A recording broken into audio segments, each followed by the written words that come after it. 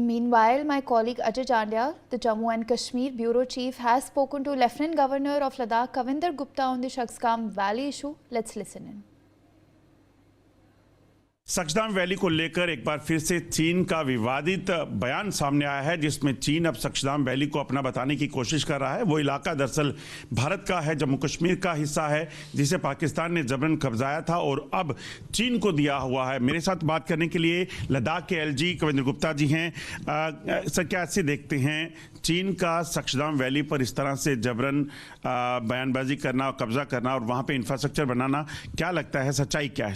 देखिए, ये एक साजिश है और इस प्रकार की कोशिशें पहले भी होती रही हैं। कभी अरुणाचल को अपना बताया जाता है और वही कारण है कि इस प्रकार की जो गलतियां हैं पहले भी चीन ने की हैं, जिसको स्वीकार नहीं किया जाएगा।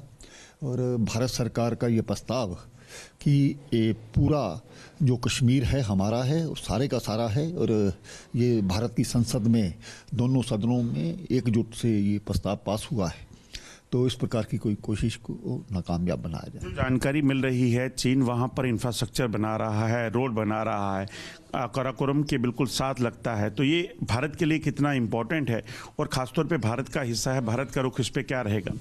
देखिए, भारत अपने आप में सक्षम है और बातचीत के साथ ये सारा मसला मुझे लगता है सुलझा लिया जाएगा।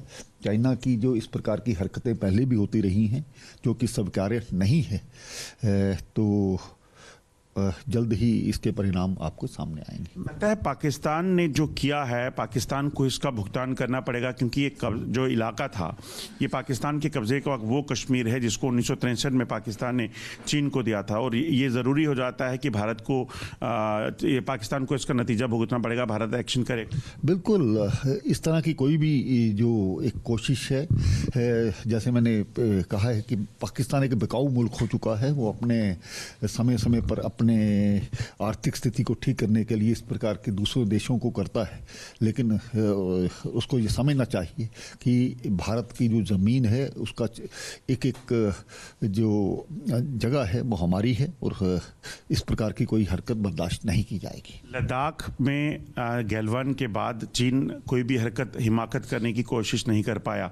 लगता है कि चीन को ये याद रखना चाहिए कि अब भारत वो भारत नहीं रहा। देखिए, हम अपने आप में सक्षम हैं। हम हमारी जो नीति रही है वो ये रही है कि हम विस्तारवादी नहीं हैं, लेकिन अपनी ज़मीन का एक एक जो हिस्सा है वो हमारे पूरे अधिकार में है, और उसको किसी भी प्रकार की इस प्रकार की जो कोशिश है उसको नाकामयाब बनाया जाएगा। चीन को ये समझना चाहिए। शुक्रिया हमसे बात करने के लिए।